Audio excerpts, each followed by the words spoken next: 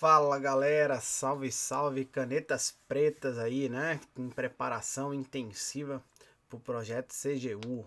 Primeiramente aí um bom dia, boa tarde, boa noite, enfim, o horário que você estiver vendo esse vídeo, onde nós vamos comentar um pouquinho aí então agora em vídeo, além dos comentários que já estão disponibilizados para vocês nos exercícios, né, do primeiro simulado, também temos esse vídeo. De antemão, pessoal, eu quero aí já deixar registrado o meu pedido de desculpa pela voz, até pela dinâmica. Eu ainda estou em fase final aqui de recuperação desse troço aí, né, dessa influenza A, no meu caso, foi a que eu peguei. Fiquei bem ruim, pessoal, semana passada, enfim, da data que eu tô gravando esse vídeo para vocês. Então, em breve aí eu já vou estar 100% restabelecido e com força total aí para os demais gravações, simulados, além das nossas aulas aí que temos todos previstos aí no projeto com vocês. Beleza? Então, olha só, galera, comigo aqui hoje nós vamos comentar as questões referentes aí ao bloco de infraestrutura, que tinham aderência aí a uma parte mais voltada para redes, né, redes e VoIP, coisa do tipo, e também algumas questões de segurança da informação, tá bom? Temos muito conteúdo ainda a ser visto nos próximos simulados, nas próprias aulas, e aí vai ser uma dinâmica natural agora de incremento daqui para frente, beleza? Sem mais delongas, vamos aí direto para o nosso vídeo, para os nossos slides aqui ao lado, beleza? Então, nossa primeira questãozinha aí que apareceu no conjunto, né, do simulado de vocês, dizia respeito a uma questão da parte de gerenciamento de redes, tá? Nós vimos que nós temos lá aqui no edital, nós temos um bloco bem expresso, né, falando um pouquinho sobre esse conjunto aí da disciplina de redes, especificamente falando de gerenciamento de redes de computadores, monitoramento e tudo mais. Um comentário muito breve, pessoal, assim, o edital da CGU, ele acabou vindo um pouquinho aberto, amplo, e isso nos traz algumas incertezas e algumas inseguranças. E aí, assim, o nosso trabalho aqui é tentar, ao mesmo tempo que a gente tenta não onerar o estudo, mas também a gente não pode correr o risco de deixar de ver alguns conteúdos. Então a gente busca sempre tentar chegar nesse ponto de equilíbrio para essas questões, e esse editado da CGU ele tem um grande desafio em relação a isso, principalmente a parte de segurança, né? Vocês viram lá alguns itens bem genéricos, gestão de identidade, gestão de vulnerabilidades, coisas desse tipo. Então nos traz esse desafio, mas nós vamos juntos aí nessa jornada até a gente ter o nível de maturidade adequado para cada um desses assuntos, tá bom? Então vamos lá, pessoal, direto aí então na tela com vocês aqui o primeiro item, tá? Então, correlaciona a sequência adequada a respeito das características dos principais protocolos ou serviços de gerenciamento de redes. Então, aqui, pessoal, basicamente a gente está falando da estrutura básica de quando a gente olha para um gerenciamento de redes. A gente tem um protocolo que é o SNMP, a gente tem o MIB e o SMI, não vou adiantar aqui a resposta, né, óbvio, mas essa tríade, então, ela é a base para o gerenciamento de serviços de redes, tá, de equipamentos, de uma forma bem geral. Tá? E aí o NetFlow, a gente vai ver que ele tem uma peculiaridade, assim como outros protocolos também tem algumas peculiaridades nesse processo. Vamos lá então, basicamente a gente tem que agora procurar nesses itens, nesse conjunto de itens, aqueles que têm a devida correlação, beleza? Então, primeiro aí, protocolo proprietário da Cisco, que permite o monitoramento mais qualificado de equipamentos da camada de rede, como roteadores e switches. Um dos pontos que nos chama a atenção é quando a gente fala dos protocolos bases, aí basicamente das MIBs, nós vamos adiantar logo mais, eles têm uma estrutura base, né, de referência para ser justamente replicado em qualquer tipo de equipamento independente do fabricante.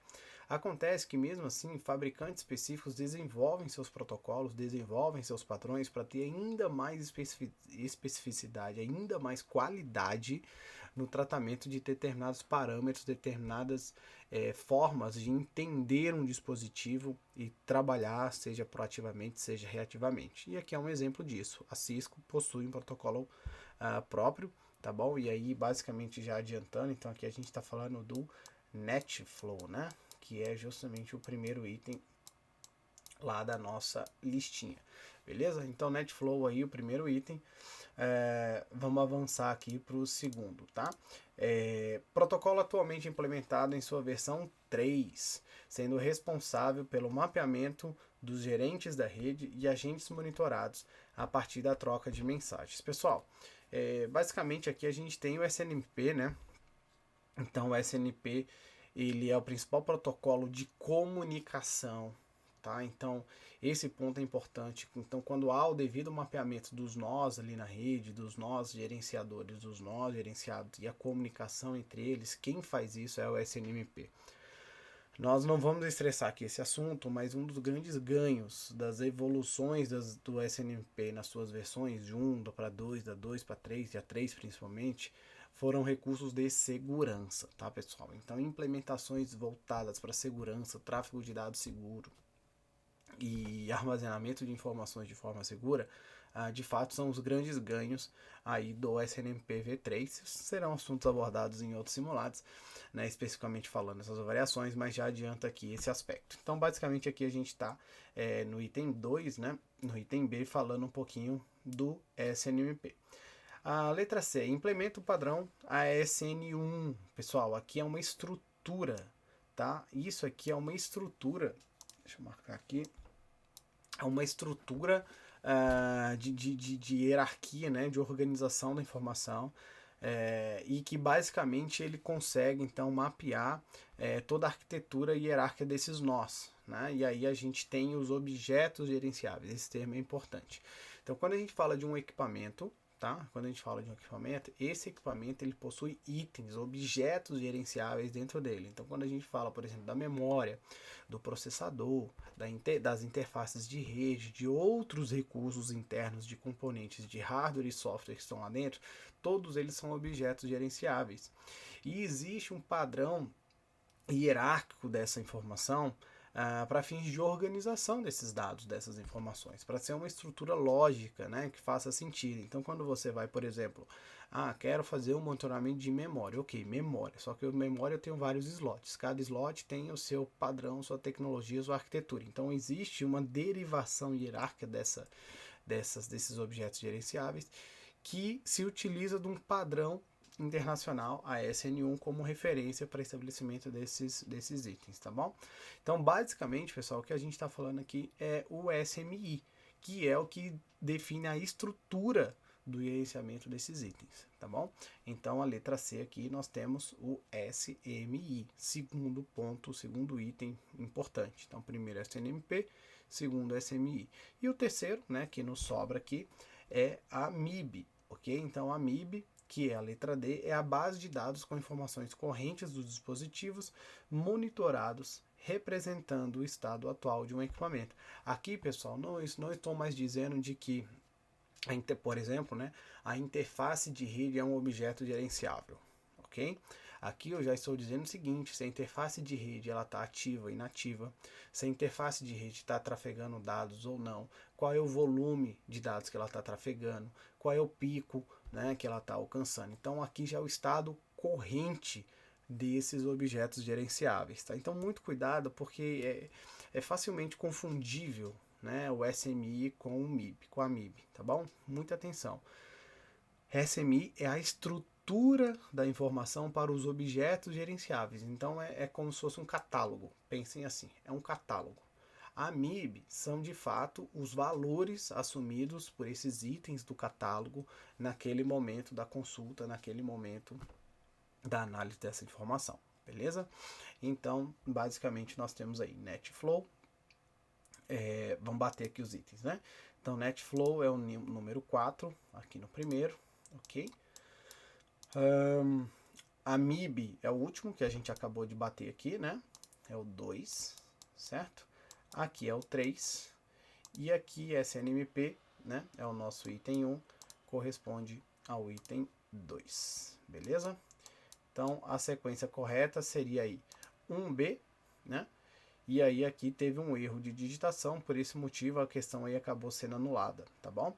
Mas basicamente nós temos lá 1B, 2D, 3C e o 4A. Beleza? Qualquer dúvida, pessoal, sempre lembrando, nós estamos lá no nosso grupo do Telegram, constantemente atendendo vocês. Mandem mensagem, apontem lá que a gente esclarece rapidamente para vocês, beleza? Vamos lá, vamos seguindo aí. Item 11. O serviço de telefonia VoIP implementa diversos componentes na rede para possibilitar a comunicação entre os nós em uma comunicação, né? Nesse contexto, a definição do codec ou codec, enfim, pode ser entendida como...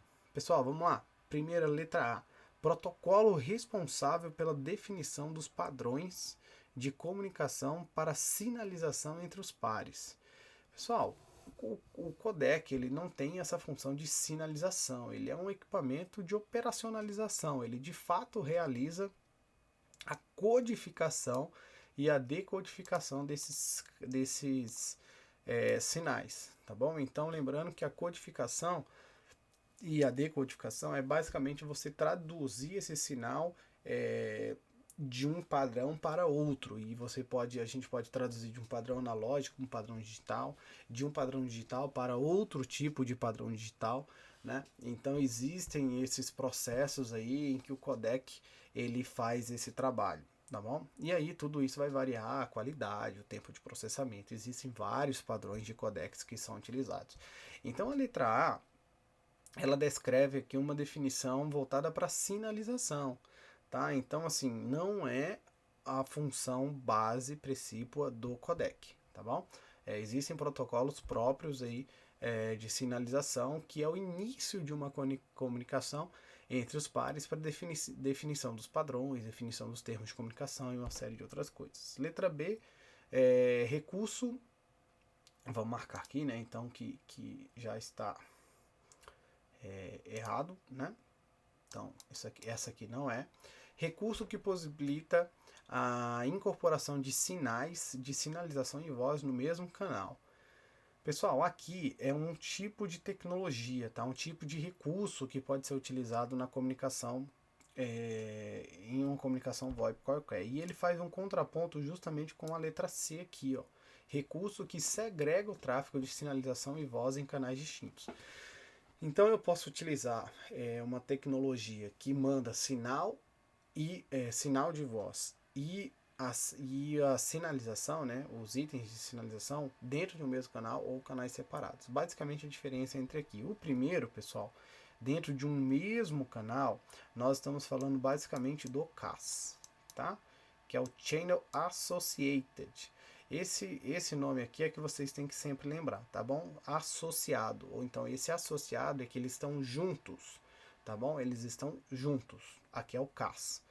Já o CCS, tá? Que é justamente o item, a próxima letra aqui, ó, que é o Common Channel Signaling, né? Então é basicamente o canal comum.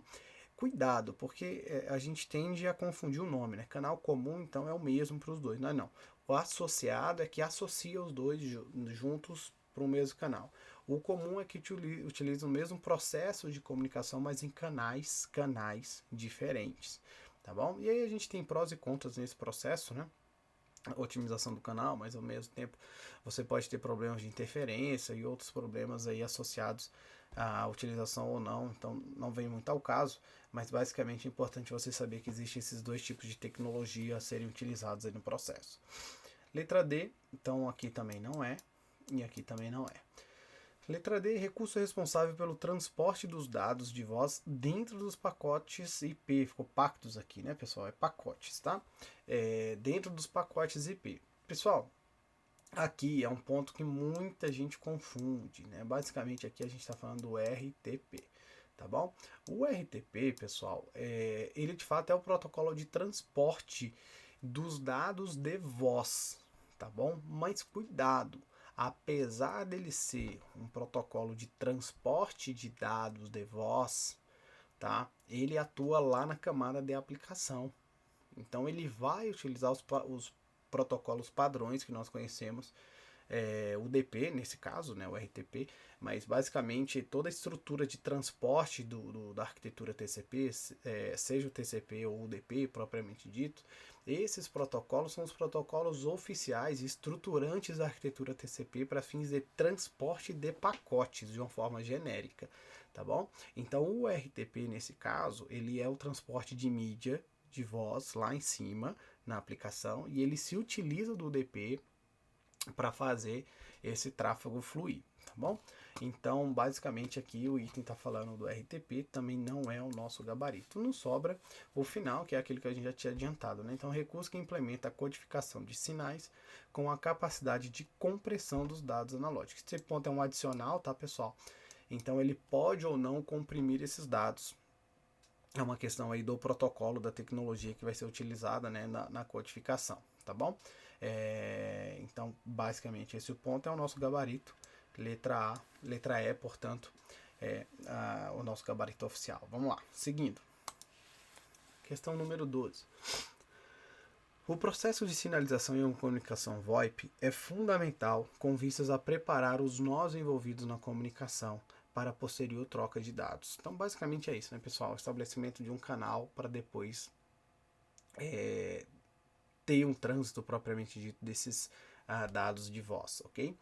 Referente a este processo, em uma comunicação VoIP, podemos afirmar: ele é, então, orientado à conexão e confiável, ele é orientado à conexão e não confiável, não orientado à conexão e confiável, não orientado à conexão e não confiável, e utiliza a comutação por circuitos, tá? Pessoal, aqui, basicamente, o principal aqui é o SIP, né? E o SIP, junto com o RTP nesse processo, o SIP, ele é, pessoal, orientado à conexão, porque há um estabelecimento de conexão. Então, lá no início, há o hello, né, o ring tocando do outro lado, há o hello, a troca dos sinais, definição dos padrões. Então, fechou isso, há uma sinalização, o canal está estabelecido e aberto entre eles, lógico, né, o canal é lógico, não é um circuito, um canal físico. Mas esse canal está estabelecido? Sim, está. Ótimo. A partir de agora, então, inicia-se o processo de transmissão de dados propriamente dito. E ao término, há um processo de encerramento dessa conexão desse canal. Então, aqui nós estamos falando de um protocolo, de uma estrutura orientada à conexão. Tá bom, pessoal? Agora, muito cuidado, porque nem sempre o que é orientado à conexão também é um serviço confiável. Isso nós estamos falando aqui de conceitos diferentes, conceitos distintos, tá bom? A nossa linha de base é o TCP e o UDP. Então o TCP ele é orientado à conexão e ele também é confiável, ok? Então você existe lá o SYN, né? O SYN mais o SYNAC e tal, o three-way handshake padrão que a gente faz. Então esse three-way handshake ele é o processo de estabelecimento de conexão, ele é orientado à conexão. Agora, o que garante a confiabilidade é o processo de DUAC, tá? Que é do reconhecimento do recebimento. Então, sempre que um protocolo, um pacote, perdão, é enviado, há um ACK do outro lado reconhecendo ou não este pacote, né? Se ele recebeu, se teve salto de pacotes, a gente vê isso muito lá na estrutura TCP. Já o UDP é o extremo, né, pessoal? Então ele não estabelece conexão e não garante a confiabilidade. Então lá ou é tudo ou é nada. Quando a gente vai aqui para o SIP, para o mundo do VoIP, aí a gente tem um meio termo, tá bom? E aí é onde nós já antecipamos aqui o nosso gabarito, que é a letra B, beleza? Porque nós temos, então, o estabelecimento da conexão, que nós já comentamos, mas não há o controle de recebimento desses pacotes. Tá bom? Então, como não há o controle de recebimento, você vai disparando e enviando via RTP e o UDP vai junto, então você não garante o recebimento deles.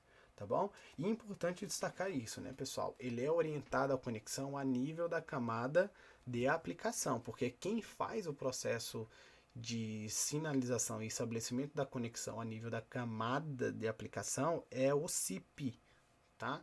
Então percebam isso. Então, quando a gente fala de uma estrutura em camadas, você tem camadas que podem ir implementando serviços, recursos, funcionalidades dentro desse processo, tá bom? Então aqui no caso o SIP é quem vai implementar o processo de sinalização e aqui, né, no caso a orientação à conexão, beleza? Então, nosso gabarito letra B, vamos avançar aí. Falando um pouquinho, né, agora num conjunto de questões aí, basicamente das normas complementares do GSI e da instrução normativa 01 também do GSI. Eu acho que isso aqui devem cair aí, pessoal. Sim, tá? 2 itens, julgo eu, olhando todo o edital ali. 2 a 3 itens só desse conjunto dessas normas do GSI. É um assunto que está muito em voga na administração pública. Vocês estão, quem está acompanhando em alguma medida, ou quem já é da administração pública também, tem visto de que essa questão dos ataques, das invasões e agora, principalmente em período eleitoral, isso ganha muita força, né? Porque os motivadores são muito orientados a ideologias políticas, né? Ideologias sociais e uma série de outras coisas, e religiosas também. Então tudo isso vem à tona e são motivadores para que esses ataques aconteçam. E existe um trabalho de articulação, de interação e integração muito forte dos órgãos da administração pública para elevar o nível da segurança da informação como um todo, da gestão da segurança da informação como um todo dentro dos órgãos.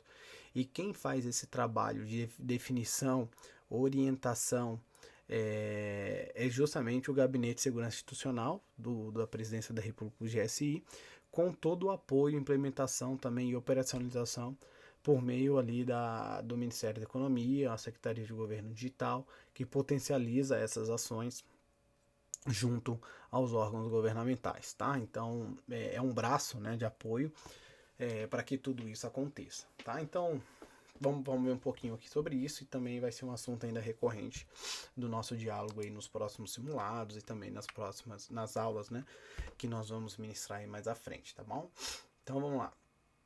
À luz da Instrução Normativa número 1 de 27 de maio de 2020, no que tange à abrangência da segurança da informação na administração pública, não esse cuidado, tá, pessoal? Cuidado para vocês não marcarem bobeira, né? Quando vocês veem esses não da vida aí nos enunciados, grifem, marquem, destaquem para vocês não errarem por besteira, tá bom?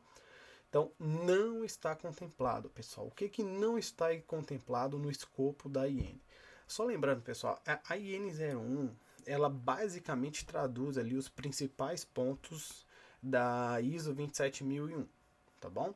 Então, ela pega a ISO 27001, alguns já detalhes da 27002, acopla isso, organiza isso, faz todos os destaques dos itens que fazem mais sentido ou que são prioritários, são mais sensíveis na administração pública e coloca isso numa norma. Então, quando a gente estuda muito bem as ISOs 27001 e 27002, as coisas que aparecem aqui na norma fazem sentido. Então, a gente consegue resolver algumas questões até por intuição, né? Por questão de lógica, vamos dizer assim, a partir do domínio desse conteúdo, tá bom? Então, olha lá, vamos aqui comigo, ó. Então, não está contemplado, pessoal. A segurança e a defesa cibernética, não, né, pessoal? É a base, é a base do processo e ela está, sim, contemplada, né? Então, sim, está contemplada na norma.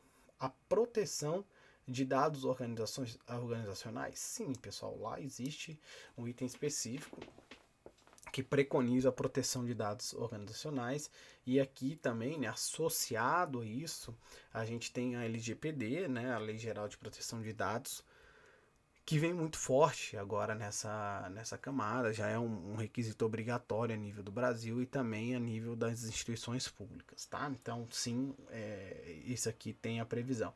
A segurança física, né, pessoal? Então, também é um eixo forte aí da camada de segurança da informação. O destaque aqui é que na norma, tá? Na norma, não há o item expresso da segurança lógica. Então, quando a gente vai lá para ISO, a gente sabe que na ISO tem as previsões, os itens específicos, né? Um capítulo específico de segurança física e um outro capítulo de segurança lógica. Aqui não há expresso a segurança lógica em seu termo, mas todos os itens derivados da IN nos levam a zelar pela segurança lógica nesse processo. Letra D, a gestão da continuidade de negócio. Pessoal, gestão de continuidade de negócio é importante e ele está associado a um capítulo próprio na ISO 27001 sobre isso e há normativos próprios, né, sobre gestão de continuidade de negócios, padrões próprios a serem considerados, gestão de continuidade de negócio institucional e também da área de tecnologia da informação. Entretanto, vamos deixar marcado aqui, é um ponto de atenção aqui para a norma. Vamos lá, vamos ver a letra E. as ações destinadas a assegurar a disponibilidade, a integridade, a confidencialidade e a autenticidade da informação. Pessoal, aqui é o dica, né? É a base aí do que a gente tem para fins de segurança da informação. Deixa eu só apagar aqui esses dois. Então, pessoal, aqui sim existe previsão na norma. Então percebam. Apesar desse item de gestão de continuidade de negócio ter previsão nas ISOs, ter todo um trabalho muito voltado para isso, na IN 01 não há previsão expressa, tá bom? Então vejam aí, ó. Esses são os itens previstos justamente lá no artigo 3º da IN. Então cuidado. Vejam que aqui a lógica ela nos ajudaria, né, a entender tudo, mas para quem sabe demais, sabe que a continuidade de negócio está nesse bojo do contexto de segurança da informação. Entretanto, para fins da IN, não há essa previsão expressa. Tá bom? Então, nosso gabarito aqui é a letra D, que não está contemplado lá no artigo 3º. Beleza? Vamos avançar, pessoal. Realmente essa gripe me derrubou, porque a gente vai ficando até ofegante aqui no processo, né? Até a respiração vai ficando prejudicada. Mas vamos lá, pessoal. O propósito é muito maior do que a gente, né? Nesses aspectos. Vamos que vamos. 14, pessoal. Olha lá. A respeito da gestão de serviços previstas na norma complementar 08, então lembrando, nós temos 3 normas complementares, né? Que são as principais e vão cair na sua prova. Tem outras, tá? Tem outras dezenas aí no GSI, mas então a 05, 08 e a 21 são as que vão ser cobradas e que estão relacionados aí basicamente à gestão de incidentes, coletas e evidências, gestão de serviços, né, estabelecimento da equipe de tratamento de incidentes. Então essa é a base que gira em torno da definição aí das 3 normas complementares, tá bom, pessoal? Então só lembrando isso, né? Então vamos só lembrar, né, rapidamente, para a gente não esquecer. Então a 05, pessoal, 05, ela vai falar justamente da criação das equipes de tratamento, né, e tratamento de respostas de incidentes, os ETIs, ok? A 08, ela vai disciplinar de como se deve gerenciar os incidentes de segurança da informação. E a 21, ela vai trazer diretrizes muito específicas para o processo de registro, coleta e preservação, tá bom? Em caso de ocorrências de incidentes na administração pública. Então essas 3 normas, percebam, todas relacionadas a incidentes, né? Então, primeira, estabelecimento da ETI, segunda, o gerenciamento dos incidentes e terceiro, esse processo de coleta, análise e guarda, né, e tratamento dos incidentes, tá bom? Então a CGU se preocupa muito, como órgão de controle interno, justamente dar o apoio necessário aos órgãos da administração pública no tratamento de incidentes de segurança da informação. Vamos lá. 14, então. Identifique a alternativa que não contempla a definição adequada ao serviço especificado, tá bom? Então vamos aqui comigo, olha lá. O desenvolvimento de ferramentas de segurança prevê a criação de quaisquer novas soluções com escopo de utilização restrito, vamos marcar aqui, né?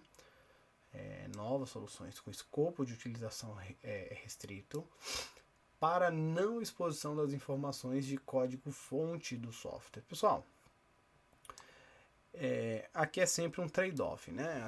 Quando a gente fala hoje de segurança da informação, os principais algoritmos de criptografia, eles já preconizam esse viés de código ou algoritmo aberto, porque entende-se a força da comunidade em eventualmente identificar problemas, identificar gaps, identificar falhas, para o seu devido aprimoramento e robustez de código, tá bom?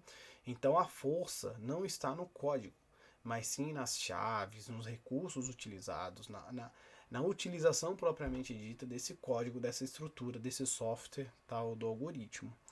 E a norma complementar, ela vai nesse mesmo sentido, pessoal. Então, ela prevê o compartilhamento, tá bom, dessas soluções com essa abertura do código-fonte. Nós vamos ver daqui a pouco como é que o trecho da norma diz. Beleza? Então, esse item aqui, ele está errado, justamente por trazer uma visão muito fechada, muito restrita, nessa questão de soluções para apoio e ferramentas para apoio no tratamento e gestão de incidentes e serviços de incidentes, tá bom? Vamos lá, letra B. Os anúncios consistem na divulgação de forma proativa de alertas sobre vulnerabilidades e problemas de incidentes de segurança. Pessoal, aqui nós temos dois conceitos que são próximos, tá? Os anúncios e a disseminação de informações. Para fins da IN, no seu glossário, na sua definição, são dois termos aqui, ó, distintos, pessoal, distintos. Cuidado, eu não acredito que a banca vá nesse nível, tá? De ficar desse detalhezinho, mas cuidado, tá bom? Então, os anúncios consistem na divulgação de forma proativa de alertas sobre vulnerabilidades. Muita atenção aqui. Então, o alerta ele está associado a vulnerabilidade e problemas de incidentes, tá bom? Então temos lá o código, a versão da VMware específica que a própria VMware soltou um patch de correção a partir de uma vulnerabilidade identificada. Então ela pode pegar isso e dar um anúncio para toda a administração pública, né? Para falar, olha, tá aqui, pessoal. Então há uma vulnerabilidade assim, assim, assado, e isso deve ser feito para a correção do problema ou eliminação da vulnerabilidade específica, tá bom? Então aqui nós estamos falando de aspectos específicos, anúncios gerados pela equipe do GSI, pelo grupo de coordenação do CETIR-GOV, tá bom? Que é basicamente o centro, né, de tratamento do governo federal, para replicar a informação para toda a rede da administração pública. Já a disseminação, pessoal, aqui, ó, que é o segundo conjunto de serviços, né? Então, a disseminação de informações aqui é um aspecto mais geral, tá bom? Mais genérico.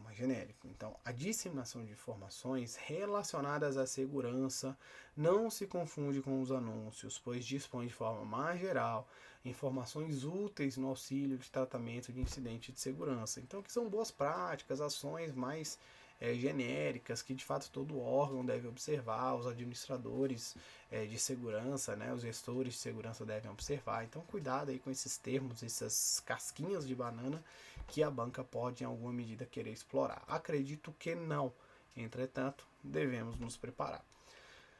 Vamos lá, letra D. O tratamento de artefatos maliciosos prevê o recebimento de informações ou cópia do artefato utilizado no ataque para análise, buscando entender a sua natureza, seu mecanismo, versão e objetivos. Pessoal, basicamente aqui o artefato, né, é o malware, né? Então, se houve a utilização de um malware específico para determinado tipo de ataque, por exemplo, e gerou um incidente de segurança e outras derivações a partir disso, esse código base, né, desse malware, desse artefato, enfim, ele deve ser preservado, tá bom? Justamente para você entender, dominar esse malware, conhecê-lo, né, de forma detalhada e profunda, para você se defender dele e apoiar as demais entidades nesse processo, tá bom? Letra E. O tratamento de vulnerabilidades prevê o recebimento de informações sobre vulnerabilidades que sejam de hardware ou software, objetivando analisar sua natureza, mecanismo e suas consequências, e desenvolver estratégias para detecção e correção dessas. Pessoal, mesma coisa, tá bom? Mesma coisa, justamente isso. Então, o tratamento de vulnerabilidades possui esse processo de entendimento e identificação e a troca dessas informações. Então, tudo isso está lá previsto na referida norma complementar. Aqui eu trago para vocês, tá, só o excerto específico, né, da norma, onde trazem esses aspectos que a gente acabou de comentar, beleza? Em relação aí aos serviços específicos da IT. Vamos lá, questão 15.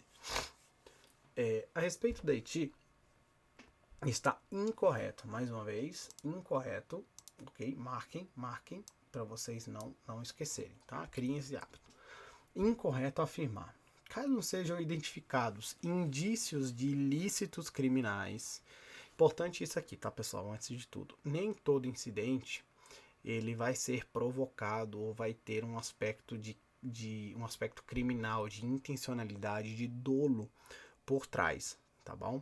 Então, pode ser um incidente a partir de uma vulnerabilidade que foi disparada por determinada ocorrência ali do software, né? Por determinado contexto de tráfego de informações. Então, não necessariamente o incidente vai ser causado ou gerado a partir de medidas intencionais, medidas de dolo ou, nesse caso, ilícitos criminais, tá bom? Então, existe toda uma tipificação criminal a partir de atos digitais, né? Que envolvam crimes digitais. Então, tudo isso é analisado pelas autoridades competentes, pela Polícia Federal, principalmente, quando há esse tipo de ocorrência. Tá bom? Então, assim, caso sejam identificados indícios, se tiver indício de que foi um ato doloso, tá? Então, alguns cuidados devem ser tomados e basicamente é sobre isso que a questão vai tratar. Beleza? Então, vamos voltar aqui no item, na letra A. Caso sejam identificados indícios de ilícitos criminais, as ETIs, né, que é as equipes de tratamento e resposta a incidentes, devem acionar as autoridades policiais. Beleza, né, pessoal? Se de fato é existe um indício de tipificação criminal, a gente tem que chamar a polícia, né, pessoal? É simples assim, tá bom? Chama a polícia, no caso a Polícia Federal, por se tratar de ocorrências da administração pública, tá bom? Só a título de informação, se vocês pegarem as últimas ocorrências na administração pública que deram mídia, né, que foram constantemente a administração pública está lidando com problemas de ataques, tá? Só que nem todos geram danos grandiosos ou têm visibilidade da mídia. Então nós tivemos aquele grande ataque de ransomware lá à época no STJ, né, que deu muita mídia. Então quem fez um trabalho muito próximo e muito ativo foram, né, ali diversas entidades, entre elas a Polícia Federal. Tá? Então o GSI atua, a Polícia Federal atua, o Ministério da Economia como coordenador dessa visão das ações de governo digital também atua. E recentemente agora, com algumas dezenas de órgãos atacados, né, com seus serviços que estavam hospedados em nuvem, também sofreram um ataque em massa, né, recentemente agora. E aí, novamente, a Polícia Federal ela é acionada para coordenar, para averiguar e tentar identificar os responsáveis por trás disso, tá bom? Então, letra A, ok? Está correta, né? Ela não está incorreta, né? Que é o que a questão busca. Então, letra B, vamos lá. Caso sejam identificados indícios de ilícitos criminais, as ETIRs, ficou errado aqui, tá? Mas ETIRs devem priorizar a preservação das evidências, despriorizando, neste caso, a continuidade dos serviços impactados. Pessoal, não, tá? Não. Isso aqui está errado, tá bom? De fato, inclusive a ISO, as ISOs, né, que tratam sobre gestão de segurança, controle 27001, 27002, ela traz isso, tá bom? Então a prioridade é o restabelecimento do serviço sem prejuízo dos demais aspectos de segurança, tá bom?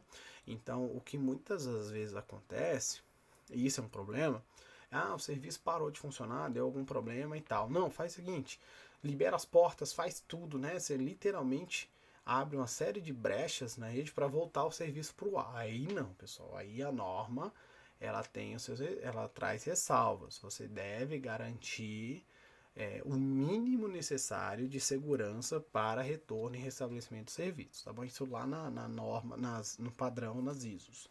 E aqui nós temos uma previsão de que não é isso. A gente deve sim restaurar, restabelecer o serviço, nós estamos falando da administração pública, um serviço público, né? Então, nós devemos zelar pela continuidade do serviço, sim. Entretanto, também a norma não diz que você deve esquecer de preservar as evidências, tá bom? Então nós vamos ver exatamente ali o termo, eu traço o trecho da norma para vocês, mas basicamente a falha aqui da questão é dizer que você deve preservar a evidência antes do restabelecimento do serviço, né? Ou seja, a prioridade é preservar e o serviço fica em segundo plano. Não é por aí. Não é isso que a norma diz, tá bom? A letra C, devem ser realizadas capacitações para os membros da EITI com vistas ao aprimoramento dos serviços oferecidos à comunidade. E aí, ok, né, pessoal? Então, alguém que vai tratar com segurança da informação e gestão de incidentes deve ser devidamente capacitado. A EITI deve possuir os recursos materiais, tecnológicos e humanos suficientes para a prestação de serviços, ok, tá, pessoal? Mais uma vez, né, a gente sempre tem aquela velha máxima da POSIC, que a autoridade máxima se compromete a dar os recursos necessários e viabilizar os recursos necessários para que a segurança da informação flua e aconteça de forma adequada. E um dos eixos da segurança é justamente a camada de incidentes, de gestão e tratamento de incidentes, que se inclui nesse contexto. E a última letra E, todos os registros de incidentes de segurança em redes devem ser registrados com a finalidade de assegurar o registro histórico, tá? Então, ok, tá? Então todos esses serviços devem ser registrados e são destaque, né? Na verdade, todos os serviços relevantes, né? Tem um trecho aqui da norma que destaca isso. Então, olha só, lá no item 8, pessoal, da norma, nós temos exatamente esses pontos. Então, toda EITI deve observar e adotar, no mínimo, os seguintes aspectos e procedimentos. Registros de incidentes, tá? Todos os incidentes notificados ou detectados devem ser registrados com a finalidade de assegurar registro histórico das atividades, tá bom? Então, todos aqueles que forem notificados ou detectados. Outro ponto do tratamento da informação. Então, o tratamento da informação da EITI deve ser realizado de forma a viabilizar e assegurar a disponibilidade, integridade, confidencialidade e autenticidade da informação, observada a legislação em vigor naquilo que diz respeito ao estabelecimento de grau de sigilo. Tá bom? Então, assim, pessoal, apesar das ocorrências, a gente deve sempre observar a base, né, da segurança da informação, simples assim. A questão da disponibilização dos recursos é o que a gente já comentou na questão, isso aqui estava lá no item. Então, o EITI deve possuir os recursos materiais, tecnológicos e humanos suficientes para a sua atuação. Aqui é a camada de capacitação, que nós mencionamos também. Então, os membros da EITI devem ser devidamente capacitados. Mais um, durante o gerenciamento de incidentes, olha aqui, ó, de segurança em redes de computadores, havendo indícios criminais, a EITI tem como dever, pessoal, é obrigação, sem prejuízo do disposto no item 6 da norma e no 10, basicamente esses dispostos aqui, eles dizem respeito a você comunicar o CETIR-GOV, que é o Centro de Tratamento de Incidentes do GSI. Tá bom? Então, o que ele está querendo dizer assim, havendo indício, você deve comunicar a polícia, mas não deve esquecer também de comunicar o Centro de Tratamento de Incidentes. Então, você dispara a comunicação para os dois, tá bom? Nesse sentido. Então, 851, acionar as autoridades policiais competentes para a adoção dos procedimentos legais. Então, já falamos sobre isso, né? Chama a polícia, literalmente falando. E 852, observar os procedimentos para a preservação das evidências, exigindo consultas ou orientações sobre cadeia de custódia, conforme ato normativo específico, tá bom? Então, a preservação das evidências deve ser observada. Agora é o ponto-chave aqui, ó. A priorização deve ser a continuidade dos serviços da EITI, tá? E da missão institucional da organização, observando os procedimentos previstos aqui no item 2. Então, você deve priorizar o restabelecimento dos serviços da EITI e da missão institucional da organização, que é a prestação do serviço específico para qual ela está sendo alvo ali, né, que está sendo tratado. E sem esquecer de observar os procedimentos de preservação das evidências. Tá? Então é basicamente essa a relação desses dois termos aí que foi alvo da nossa questão. Vamos lá, pessoal, então, para o nosso conjunto aí para esse simulado, última questão 16, a respeito das principais definições da norma complementar 21 do GSI, é incorreto, mais uma vez, grifo, né? Vamos grifar, vamos destacar, para a gente não se perder. É incorreto afirmar: o resumo criptográfico também conhecido como hash, é um método que, quando aplicado sobre uma informação, independentemente do tamanho da entrada, gera um resultado único de tamanho fixo. Pessoal, aqui é o conceito de hash, né? Então a norma incorporou a definição de hash da própria ISO, inclusive, para essa finalidade, tá ok? Né? Então vamos colocar aqui, tá? Certinho, beleza? Letra B, o tratamento de informações de informação classificada contempla ações referentes à produção, recepção, classificação, utilização, acesso, reprodução, transporte, transmissão, distribuição, arquivamento, armazenamento, eliminação, avaliação, destinação ou controle de informação em qualquer grau de sigilo. Pessoal, é isso mesmo. Tá bom? Então, quando você fala de todo o processo de classificação da informação e tratamento dessas informações, todos esses pontos aqui, ó, devem ser devidamente pensados, tá bom? E o zelo, né, no tratamento desses itens classificados, dessas informações classificadas, devem ter previsões para cada uma dessas etapas, tá bom? Então, de fato, a questão aí está correta, beleza? Letra C. A informação sigilosa possui caráter temporal em termos de sua restrição, em razão de sua imprescindibilidade para a segurança da sociedade e do Estado. Pessoal, é isso, tá? Então, a informação sigilosa, ela não é sigilosa ad eterno. Ela tem um caráter temporal e que depois dali ela deve ser reaberta, né, disponibilizada ou renovado o seu caráter de sigilo. Beleza? Então a questão aqui também está correta. Letra D. O gerenciamento da equipe de tratamento e resposta a incidentes deve ser realizado por profissional técnico qualificado, com experiência, devidamente autorizado pela autoridade competente do órgão. Pessoal, a questão aqui, o item ficou bom, né? Dá para enganar, né? Dá para enganar. Mas está errado, pessoal, está errado, tá? Então cuidado aí. De fato, quando a gente fala do gerenciamento, que é quem vai ser o responsável, né, por realizar essa atividade de gerenciamento, ela deve ser feita por servidor público, pessoal. Servidor público, ocupante aí de um cargo efetivo, ou seja, ou ele sendo militar. Mas fato é, são servidores públicos. A gente está falando aqui, pessoal, de segurança do Estado, tá bom? Soberania do Estado, segurança do Estado. Então, para quem não está habituado com a administração pública, existem muitos terceirizados e muitos cargos comissionados dentro das instituições, né?